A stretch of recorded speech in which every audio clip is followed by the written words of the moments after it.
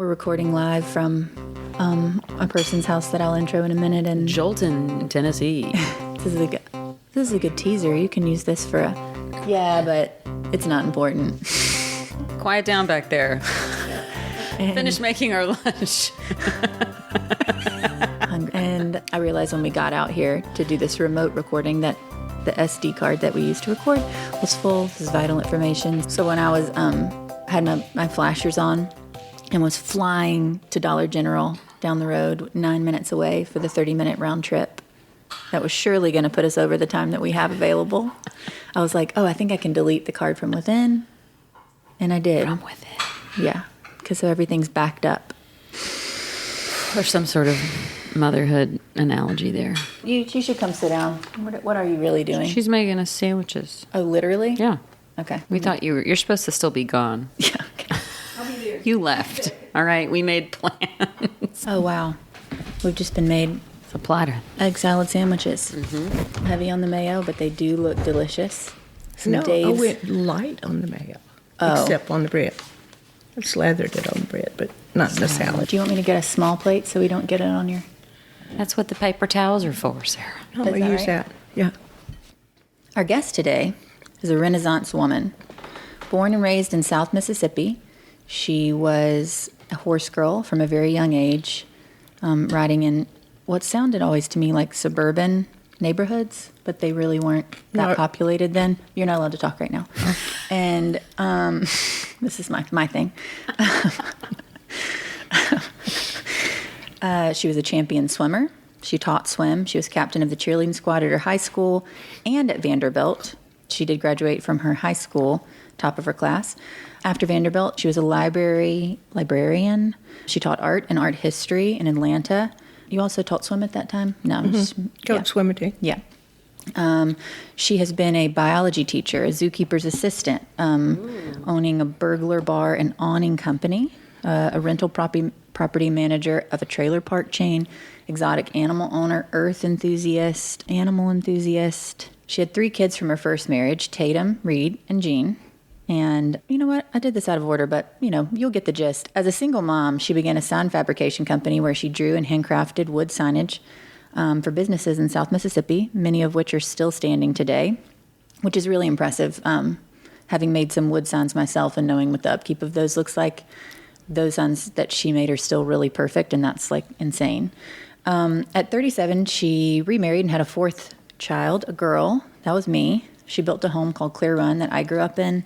For several decades, she co-owned and operated a cattle grazing business called HP Cattle Company. Over those decades, she has helped start a bank, was the board chair of said bank, started a museum, was involved in many charitable endeavors that she never speaks of to anyone. Today, she lives in Jolton, Tennessee, and is a grandmother of 9. Welcome to my mom, Dawn Tatum Parker. Thank you. Dang. What have you not done? You should start there. What's your next frontier? Anything animal related or Anything to do with animals. And I'm guessing that had a lot to do with your childhood. Yes. I mean, I always was in the woods or in the swamp, catching snakes, animals, bugs, trapping small animals, and keeping them for pets. Always my whole life. your mom wanted you to be A tea lady. A tea lady. A tea lady. And it did not take. And I know how, but I don't like it. Right. Did she get her tea ladiness through any of her other children? Yes, my younger sister, Debbie, is much more conforming, Well, thank you, Debbie. more girly. Girly. Yeah. Hung around with girls. I did not. You were saying earlier that kids weren't really on your radar for a long time. You weren't even sure you wanted kids. You never really liked kids. I didn't ever not want kids. I Right. just never thought about it. Yeah. I never babysat, never wanted to babysit. I didn't know that. Yeah, if other kids were around, I would play with the kids, but I didn't seek out being with kids or taking care of kids, ever. Yeah, because you were taking care of all the critters. Yeah. I mean, I just care about animals, period. Well, this is already educational because in my mind I thought you always wanted to be a mom, but maybe I just projected my own brain onto you. That's interesting. That was you. Look, I literally, my first question is, you always knew you wanted to have kids. No, that was you. Did not graduate high school early, never wanted kids. Nope. But once I started having kids, once one hit the ground and started walking, I wanted to have another, and then another. And if I had been married all the years that I had been fertile, I would have 10, 12. Well, I don't know if that's logistically possible, but sure. I think for your own sanity, it's for the best. Yeah. You just had the 4. Yeah, and for hours, I think. But I'm glad we capped it. Dawn, how old do you feel in your mind? Oh. Like without my physical, yeah. Mm-hmm. Most of the time, 35, 40. Yeah. Never 76. Never do I feel 76 until I get up and try to walk or dance or I have severe arthritis and use a cane now and a walker a lot of the time, but I still get out and garden. I run a tiller, a weed eater. I garden with a pick. I just do gardening in small time frames and then come in to rest and it's amazing what I can get done working just a little bit at a time. Mm-hmm. I trap animals with my grandkids. I love watching bluebirds in my bluebird house and hummingbirds and the little groundhog that comes to visit every day with his whole family. Have you named him? No, I did not. Did you name all the critters when you were a kid? Or no, I named my large animals, when we kept exotics when Sarah was little. Mountain lions. I had 3 mountain lions, a bear, a wolf, a white fox, 12-foot pythons in the house. No big deal. No big deal. Were you ever worried about safety with the kids, or was it just like so ingrained in part of your life? I was not worried about safety with the kids. When I started, wild animals are always wild animals, and you just teach the kids that they are wild animals, and they're not tame animals. With the mountain lion, full-grown mountain lion, you keep a heavy collar on him and a chain that you hold tight if you're going to take him out of the cage around other people.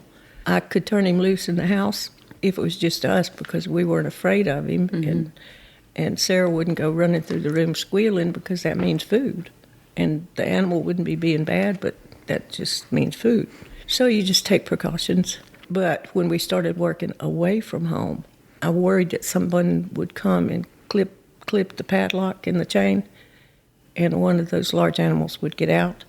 And since they're not afraid of people, and someone's child runs through the yard, they would attack the mm-hmm. child, but not being bad, not because they're bad animals. It's just they're wild.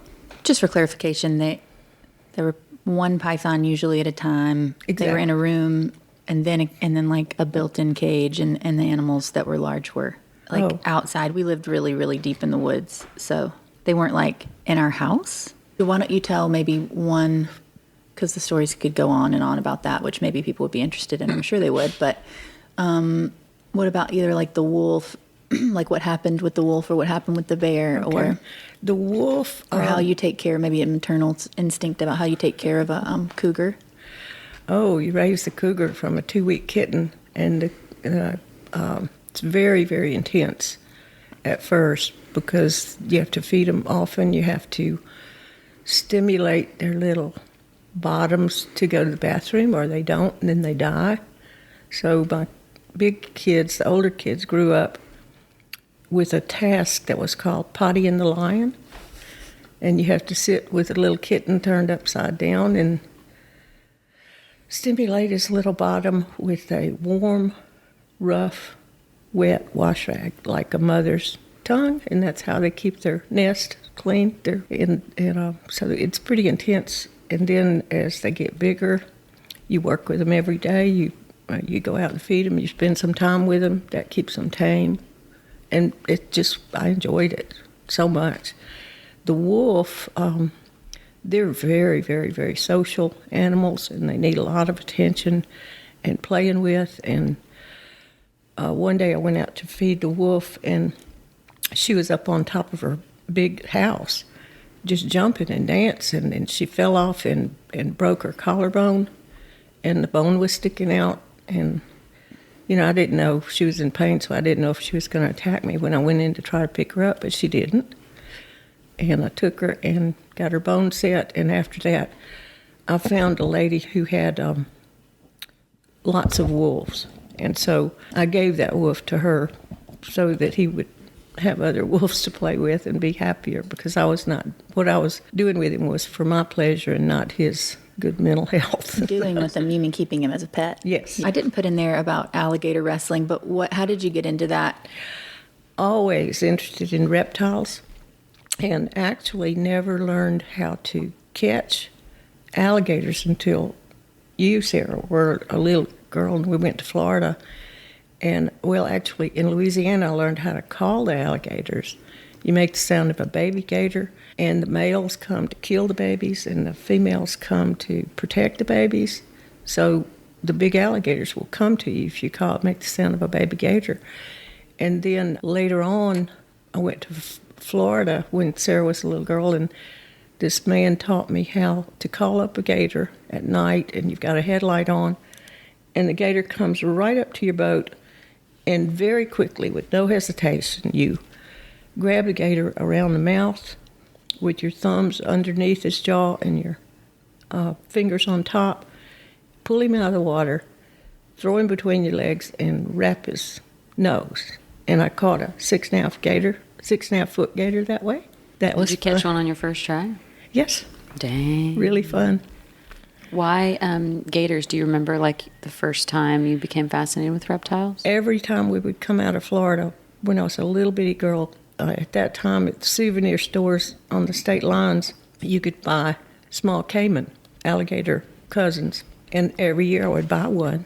And I just was fascinated with lizards and snakes, and in particular alligators, from the time I was a little bitty child. I don't know why. I just love reptiles. Mm. And then there was a time when I learned from a fellow in Louisiana how to set gator lines, and Sarah was with me when I learned how to do it. And then we had a large alligator that was in a pond right by the cattle pens and was becoming very tame, because as we castrated the small bulls, the men would pitch the testicles of the small bulls into the pond, and the gators liked it, and they were becoming a little too tame. And so I decided I would set this gator line in that pond, and Sarah was with me when I said it. And the next morning, my husband called me and said, "Get out here right now and get this gator off the line. He's thrashing in the water. We can't get the cattle across the dam." So I went and picked up Sarah and took her with me. I think she was five at the time. And so she and I went, and we pulled the gator line up and shot the gator, in his forehead, which was the place where we were supposed to shoot him, and put him in the back of the Suburban. And we were backing across the dam. And little Sarah very calmly says, "Here he comes." And the gator was coming across the very back seat with his mouth open. And so Sarah and I got out of the Suburban and called the men, and they got a rope around him, and we got a bigger gun and really killed him this time. And then I took Sarah back to school, and Just another day. Took the gator to the high school to show the big kids, and they were like, "Oh, Mom, get out of here. Not again. Get out of here." Some spring cupcakes. And that was a 9.5-foot gator, and I had cured the skull and took the biggest teeth out, and made earrings for myself and for Tatum and for Sarah. So we all have souvenirs from that experience. Do you remember that, Sarah? Yeah. In the back seat? Oh, yeah. Yeah. Yes. I have a lot. I don't know if it's me or what I experienced when I was little, but I remember a lot that from ages that I don't think most people remember stuff. I was 2, and things that we did when I was really, really little, I remember. Yeah. I was thinking about the questions that y'all were going to ask and thinking about experiences with the kids, I was astounded that every single thing that I thought about had animals connected to it. Mm-hmm. Like when the big kids, Tatum, Reed, and Jean were probably 2 and 4 and 6, I remember taking them to a barn where I had found there were kittens that somebody was going to give away. So I went to get them kittens, but there were also baby pigs there. So I always drove a pickup truck, and we put a sack of baby pigs and a sack of kittens in the cab with us. And as we're driving down the highway, headed back toward the mobile home which we lived in, which was deep in the woods on a riverbank in Hattiesburg, Mississippi, some kittens got loose, and they were flying in front of me, and then a baby pig got loose, and he was underneath my foot pedals. And then we got him home, and we played with kittens. We had a little pen made for the pigs, and there were just always animals in our life. Oh, we had a little out-of-the-ground swimming pool. And in the wintertime, if somebody caught a fish and was still alive when it got to us, I would put it in the swimming pool, which we would let get dirty in the wintertime. And Reed loved to fish, and he would sit on the little ladder over that swimming pool, and he would catch this big bass once a day. That little bass had that much memory. You couldn't catch him twice a day. Mm-hmm. But you'd catch him and throw him back in. 24 hours. 24 hours, you could catch him again. And that little pole would be bent, and Reed would be reeling him in, and it was great. That's hilarious. You were saying earlier that it was harder for you to get pregnant than you thought it was going to be. It took longer. It took, we were married a couple of years, and then it took about 4 years before I got pregnant. And I just thought, well, maybe something's wrong with one of us, and we'll never have babies. And so I was resigned to that. And then got pregnant with Tatum, and I think 19 months later, Reed was born, and 14 months later, Jean was born. All pretty easy pregnancies? I hate being pregnant. I hate being pregnant. One of my questions is that you've always talked about birth not being a big deal. Oh no, I mean, pregnancy is the pits, but giving birth, the actual birth process to me was, when the contractions start, that's not pleasant. But by the time it's time for when you're getting close to the baby coming out, for me, euphoria took over, and it was exhilarating. And, the actual birth process to me is great, but the whole 9 months was awful. Yeah. The births were all pretty... were you not medicated for any of them? No. I thought you did... I had epidural with Tatum. I did not like the fact that I couldn't nurse her right away.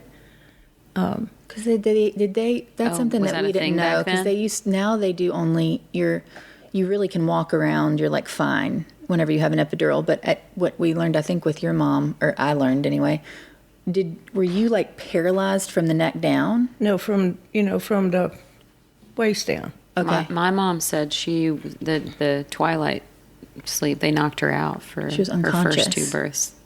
You were conscious? Totally. Yeah. And absolutely no medication, no painkiller, no shots for the epidural, nothing. But for Tatum, no shots for the episiotomy. Sorry. Mm-hmm. For Tatum, you were conscious though. You weren't. Yes. You weren't unconscious. No. Okay. Interesting. No. Same time period. What was that? 1974. Yes. Huh. Well, but also the fact that it was like you can get an epidural, but the rule was that you couldn't nurse right away. You had to wait a certain amount of time. That's also right. Interesting. Yeah. Interesting. I wonder why. And I couldn't eat what I wanted. I couldn't, And you're like, this is basically like still being pregnant. Yeah, I don't like this. I don't like this I'm anymore. not going to do that again. So how are you feeling when you've got, because those 3 are pretty close together, what was the hardest period of time with 3 littles around? Do you know, I struggled with that question because I really never thought of any part of it being hard.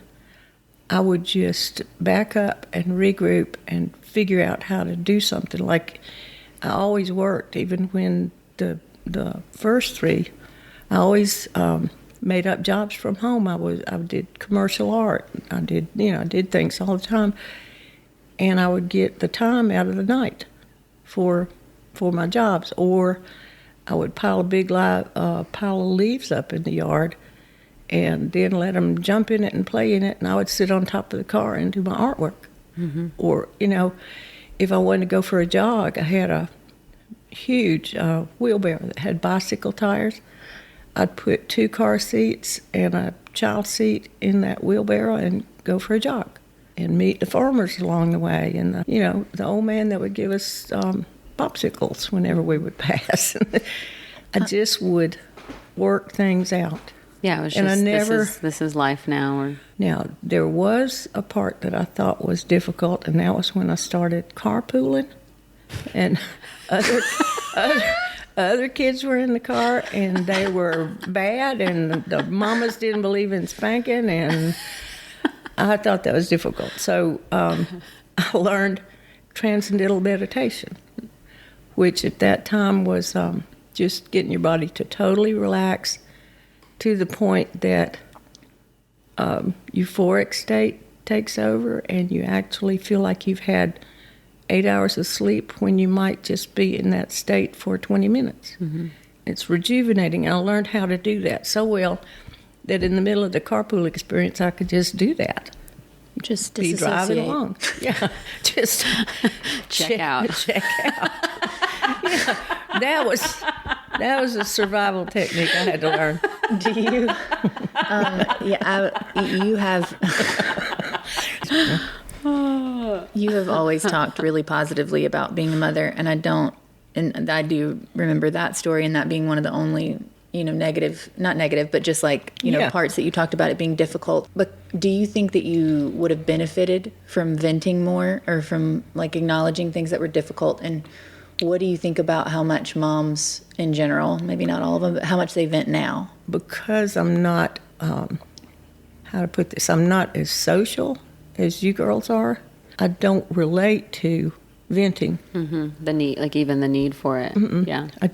Or sharing for help. I just don't relate to that. Were you pretty independent as a kid, or were you super close to your siblings, or were you always kind of doing your own thing? My own thing. Yeah. Not dependent on parents, friends, siblings. Kind of a loner. Except I really like hanging out with guys. Mm-hmm. And I don't mean that in a like dating or a boyfriend, girlfriend, but just the guys were so much more fun. Mm-hmm. And to this day, I'd rather be in a hunting camp by a campfire listening to hunting stories and guy things than I am. Are you guys hungry?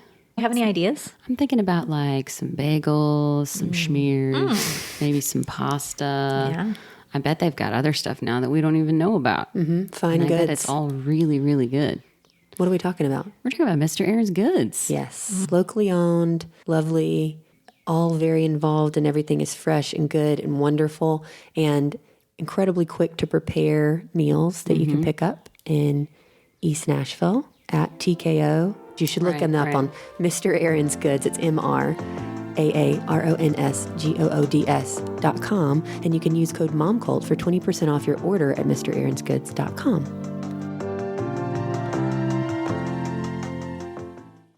There were years of your life where you were running a business, a very serious, really involved business. You were chair of bank board, starting a museum, running multiple homes, owning several large problematic exotic animals, entertaining, being a mom. I recall you getting up at 2 a.m. sometimes, and maybe it was earlier, and putting me in the back of the car, going to the office and to work. And again, you don't worry about it. You just figure it out, and you pull some of that time out of the night, always. Do you think that the lack of sleep or any of that stuff affected you? Do you recall that being difficult or anything? I'm not going to harp on this. I'm just genuinely curious. Yes, I mean, when the 3 older kids were small and I was working, I could literally stay up all night for 2 nights running, but I would crash the 3rd night. And I wasn't taking anything to stay awake or anything. I just was young and had that kind of energy. Mm-hmm. And, I just didn't think about it being hard. It just was, if I want to do this, I got to figure out how I can do it. Mm-hmm. Yeah, it almost seems like you got your energy from the figuring it out. Yeah. Like the solving a problem, like that almost feeding. Yeah, how can I get this done? Mm-hmm. Well, if I get up 3 hours earlier and then I work for this many hours, then I can fix breakfast, feed the kids, get them to school, and then get back to work. Yeah, that's where I find my time is at night, too. I'll sacrifice sleep to get other stuff done that I need to get done, because it's like the time that I feel like I can manipulate the most is when it's just my time. Here's something that I know about myself, and I've always known, and I didn't give it any thought. It's just, I didn't grow up watching my dad help around the house. Not in the kitchen, not with the kids, not in the yard, not anything like that. I never expected help from a spouse, ever. Didn't ask it, didn't expect it. And I didn't get it, so because I didn't ask for it. I mean, it just wasn't expected. Yeah. So being a single mom was not much different than being a married mom. Yeah. Did you feel like a different mom with Sarah? Something interesting about having a baby when your oldest is 11 years older, and then 9 years and 7 years, the big kids help, just because they like it and they like playing with that. Yeah, that made things easier. Mm-hmm. Having older kids to help with the little bitty one, that was fun. I think it was fun for them. I know it was fun for Sarah. She thought she was Sarah's other mom rather than sister. They're very close to this day. Is there anything did you have a lot of mom guilt? Do you have any mom guilt? And if so? I do. I think I wish that maybe I'd had my older kids farther apart just so I could give each one more individual attention. Tatum got my total attention when she was small. I had her swimming before she could walk. I threw her off a diving board at a motel one time, and the other people around the pool jumped up. They thought I was killing my baby. and they called the newspaper, and they came out and took a picture of that little girl who couldn't even walk, that could swim.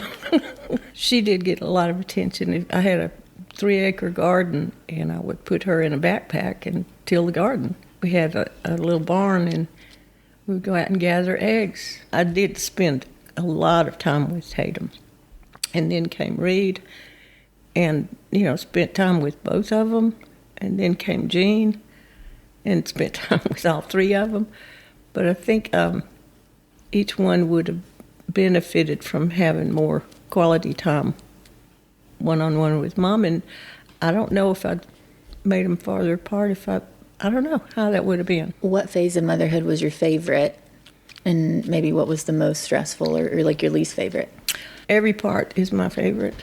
I always wondered if I would like my kids as they were teenagers or adults, and I always liked I liked my kids even when they had hard times, even when they made missteps. Even every single part of it is my favorite. I love being a mama, love it. And to this day, my kids are the most important thing. Even though I did all those other things, and they seem important, just probably because they're funny memories and they come to mind. But every single part of being a mother, I love. Similar to you feeling, late 30s mentally, is there kind of a pocket of time of your kids' ages where you remember them the most at a certain phase of life? Goodness, that's an in-depth question. Times of that I remember about my son Gene, the third child, and he passed away when he was 33 after he'd become a surgeon and was headed for Haiti to be a full-time medical missionary.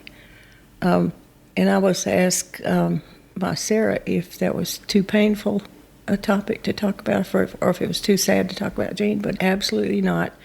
Gene was one of the most unusual people I've ever known. Whatever he was interested in, he attacked with a vengeance. He would dissect dead animals that he would find on the road in his room, and I applauded that and encouraged it. He had a 4-foot python in his room. He learned to pick locks when he was a teenager. He taught himself to play the guitar and sing, and just he was a very unusual person. And I'm very religious and believe with all my heart that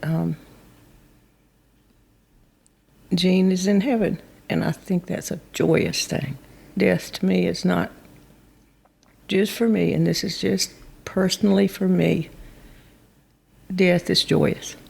I don't know if it has to do with Gene's death and me coming to grips with that, but I think death is a beautiful thing. I have a hard time controlling that emotion and not verbalizing it at other people's funerals, because I want to go up to the bereaved and say, "Isn't it wonderful?" You just can't share that kind of feeling with anybody else. Nobody gets it. Do you feel like you thought that about death before he passed away, or that he kind of shifted that mentality for you? I think he shifted it for me, because I was just distraught beyond belief, just screaming at Gene, not at God, for the first 2 days, just screaming and out of my mind. And then the third day, I remembered a week before Gene died, he was worried about taking his family to a third world country forever. And he called me out on the front porch and said, "Mama, listen to what Jesus says. Don't worry about your future. I'm already there." And that conversation came to me on the third day, and I got happy and never looked back, and have stayed happy about Gene's passing ever since that. Is that the end? That's up to you. Do you think that, like in your generation, and especially for you, and especially in your family, do you think that the expectation to be able to do it all, to achieve on the level of any man and any woman, and also be everything that a woman, quote unquote, should be, do you think that you carried that notion that pushed you to work so hard at all these things and to not complain about it? Or do you feel, it seems like, that you deeply feel okay? Are you okay? Yeah, I'm okay. I'm okay. You okay? I'm okay. I think being a first child, and I wasn't pushed to excel or to have top grades or best athlete, or I wasn't pushed to do any of that. I just did it without thinking, without trying to compete with anybody, without giving it any thought. As I grew older, as a young adult woman, I noticed that in my own family, in a family business that belonged to my family, no women were included in decision making or business, and I think it was prohibited. I don't know that they even talked about it, but it wasn't. They just didn't include the women, and that bothered me. And I believe that with very few exceptions, a woman can do anything a man can do. I think I've got some of that in my mind and have had since I was tiny. I don't know where it came from. But if you told me I couldn't do something because I was a girl, I was damned. I'm going to do it. I don't think women should be held back from trying to do anything. And something about my second husband, if you were man enough to try something and do something in business, he would get out of your way and let you have that part of the business. Whatever you were man enough to try. And that was everything to do with cattle business. I was allowed to do and try. Possibly the most time I've spent with you one-on-one was in the waiting room for Parker being born. What was becoming a grandma like for you? Wonderful. Absolutely. Were you surprised that Tatum was having twins? Oh, yes. Well, we had 2 sets of twins in our... Already? Yeah. And I don't know where that... Well, my grandfather was a fraternal twin. And there comes Rex and David, and there comes Riley and Caleb. So it must run in the family. I did not get to spend time with grandbabies. I was in Mississippi as all these babies were being born, so I didn't get to really be what I think a grandmother is until I got to Tennessee. Mm-hmm. And this time that I've gotten to spend with these grandbabies as they're tiny and growing up, and 3-year-olds and 4-year-olds and 5-year-olds, it is just wonderful. And again, it's animal oriented. Yeah. I love setting traps and finding bugs and grubs and everything. I encourage everything to do with outdoors with these kids. Yeah. I think you're very well suited to the role of grandmother. I love it. And here's something. And all that, when you were so busy and still now and whatever, I don't know the answer to this. What did you do for yourself? We ask people, what do you do to rejuvenate yourself or to fill the well or to keep you afloat when things are difficult? You mentioned transcendental meditation, now maybe spirituality, but what? Drink a lot. Yeah. Medicating. Finally, someone said it. I do drink I have a drink at night, and I do smoke cigarettes, which I'm extremely ashamed of. But As you should be. I know, but I like it. Anyway, I'd say what I do for myself is my gardening and cooking. Those are the things that I really love to do by myself. Yeah. For me. I'm surprised that I'm not doing my artistic things, drawing and wood carving, and I'm surprised that I've not made time for that. But here's the thing. Physical limitations make me have to choose. Mm-hmm. And because it takes so much physical energy to go outside and garden, then I don't have the energy to draw. Mm-hmm. And another thing that I like to do just for me that is not creative really, I like to listen to books. I don't watch television. I don't like television. If I go in somebody's house and the TV's on, I want to go turn it off. I've not had a TV for going on 8 years. I mean, there's a TV in this house, and I turn it on to watch movies with grandbabies. Mm-hmm. But otherwise, I do not turn it on. Yeah. I have no interest in it at all, but I do listen to books a lot. It sounds like you judge people who I do.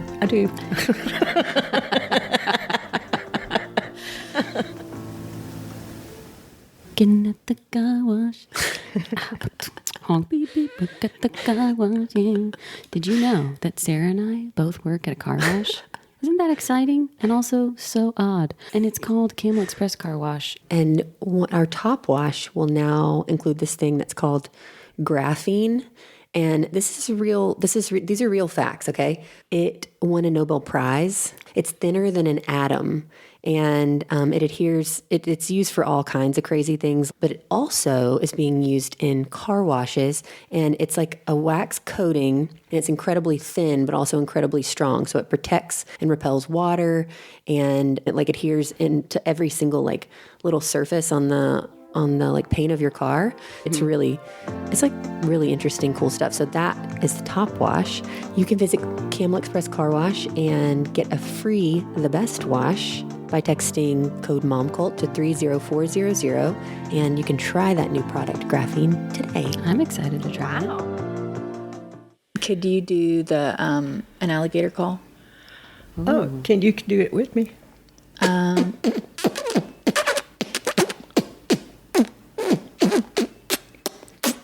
Yeah, so you purse your lips like, or not. Sucking in, right? Yeah, I'll do it coming outside. I don't know.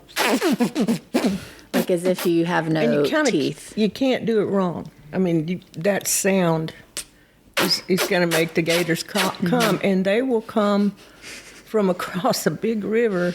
Like they're on a line. Like they're on a ski rope. I mean, they'll be making a wake coming towards you so much. I remember the first time I was teaching my grown nephews, how to call gators, because they'd been trying to get near the large gators, but the large gators would sink. And I said, I can teach you to call them. And they started laughing and making fun of me. And my husband said, no, I've seen her do it. I've seen her do it. She can do it. And so we were out in the middle of a river at night, and I started making the call, and my nephew was on the front with a treble hook that he was going to throw at the gator if he got close to the boat.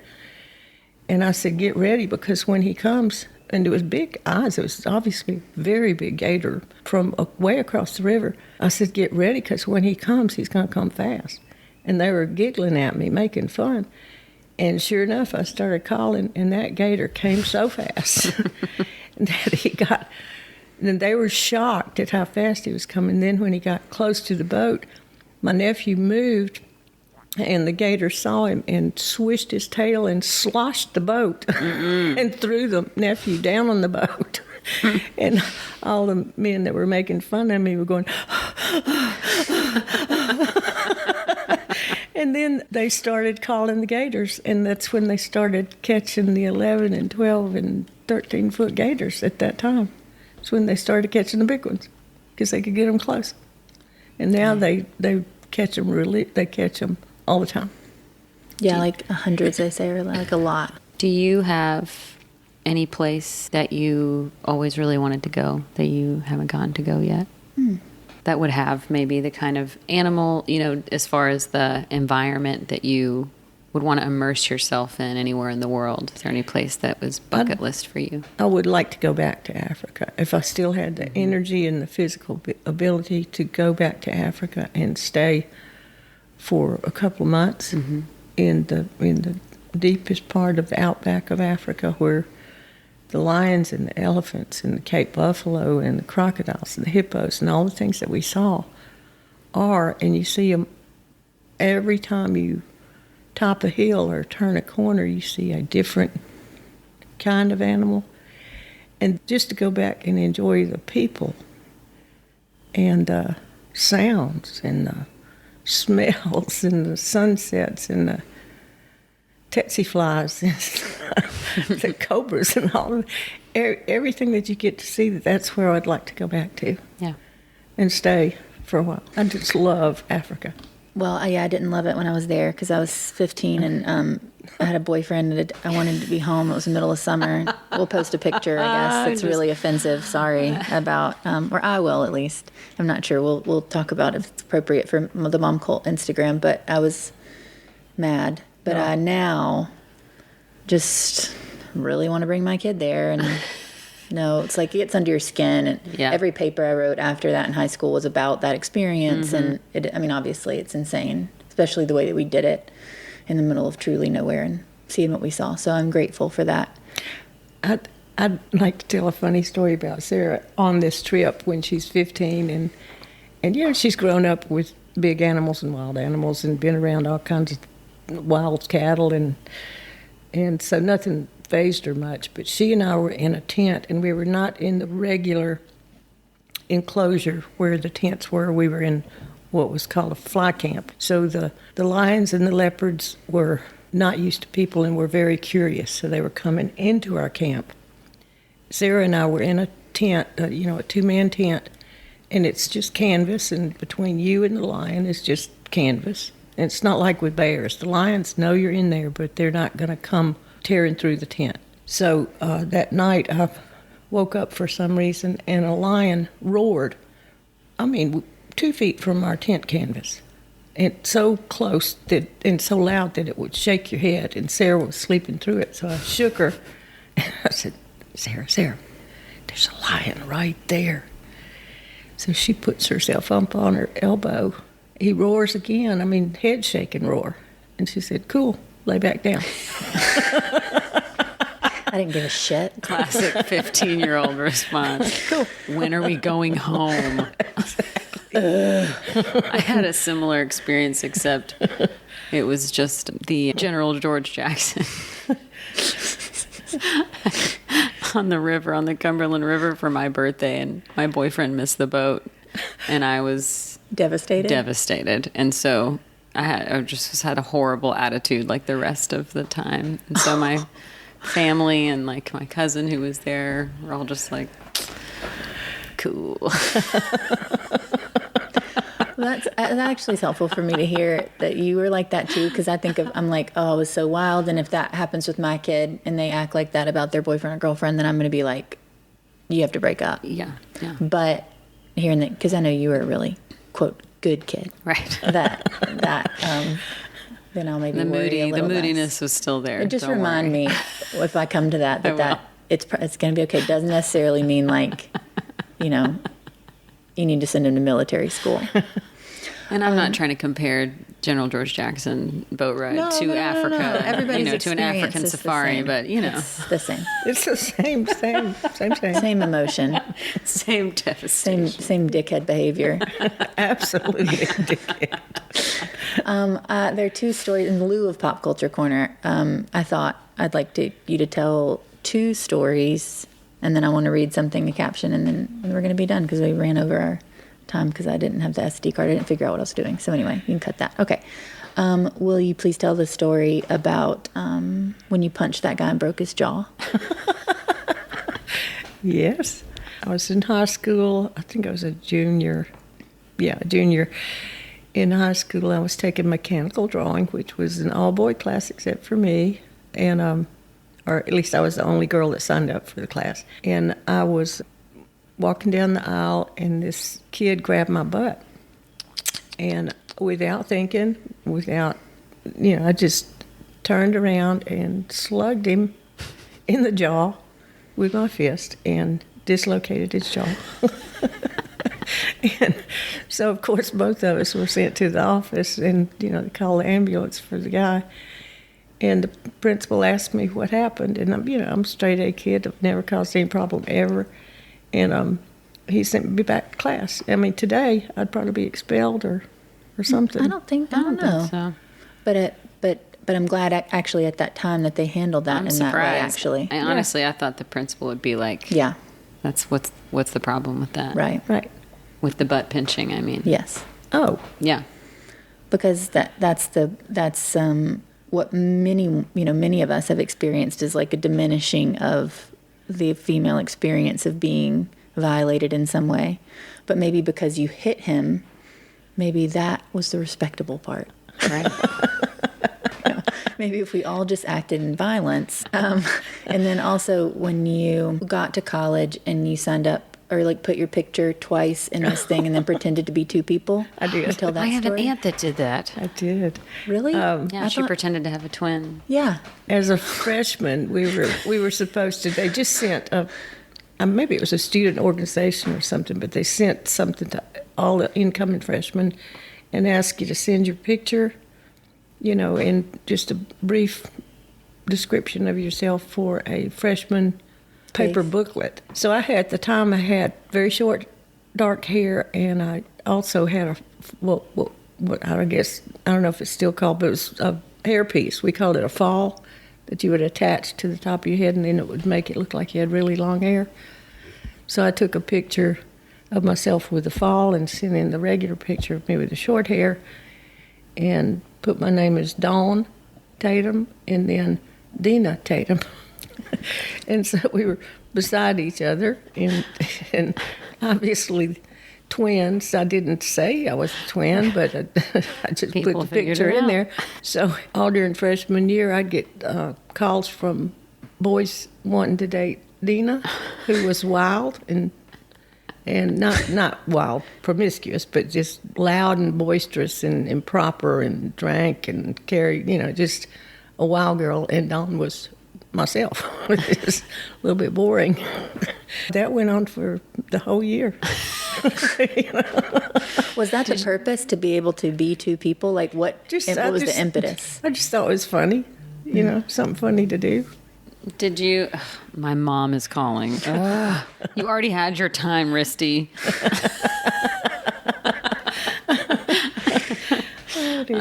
So you would, how often would you switch? I don't know. Whenever somebody would call for a date for one, I'd have that date, and then next week I'd have a date as the other. But did it dissipate? Nothing planned. Did it dissipate like over the summer after freshman year, and then didn't keep it up? I think I didn't keep it up. After a while, I think I told the people that I was fooling with. Yeah.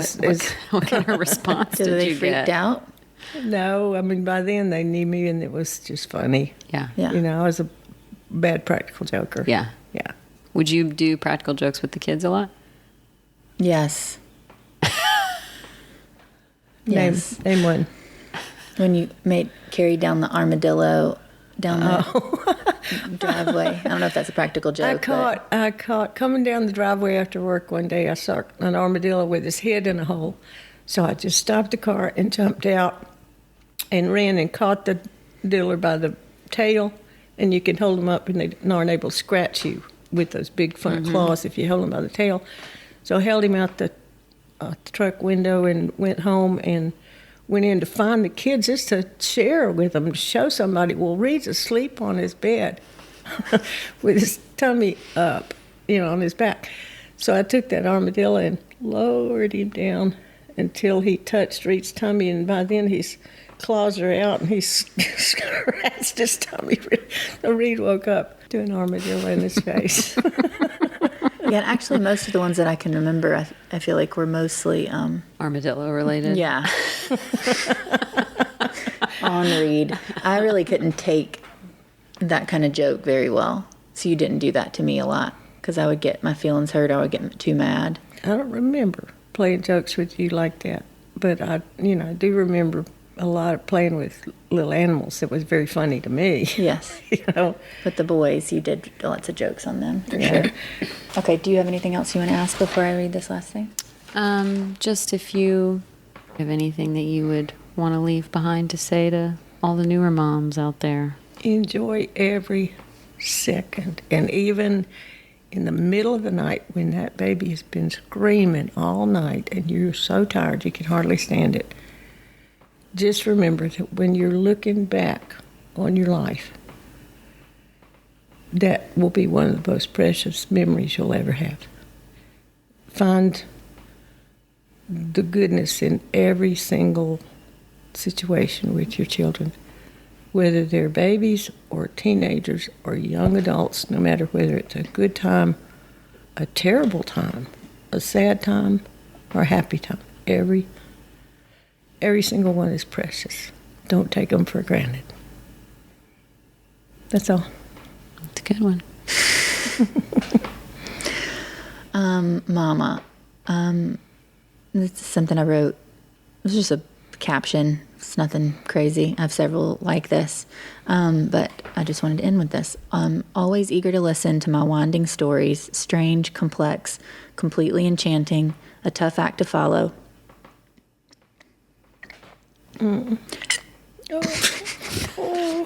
Deep beyond logic, enigmatic and approachable, an unending well of magic and wonder. I love you very much. Happy Mother's Day. Thank you. This is real. I mean, I'm not putting on. Why would anybody think you were putting on? Because it would be like me. To make fun. Yeah, or to be to be making fun. Yeah, but just that was very touching, and I love you beyond words. Love you. Love you too. You can follow us at Momcult Podcast, and you can listen to us at themomcult.com or anywhere you get your podcast. Like, listen, subscribe, rate us on things, do actionable things that will help us do this more. We would like to do it more. I would anyway. Can I do it again? Yeah. Can I come back? Yeah. Okay. Thank you for listening. Thank you, Dawn. Thank Happy y'all Mother's Day, for everybody. sharing with us. Yep. Happy Belated Mother's Day month. Yeah. Thank you. Okay, bye.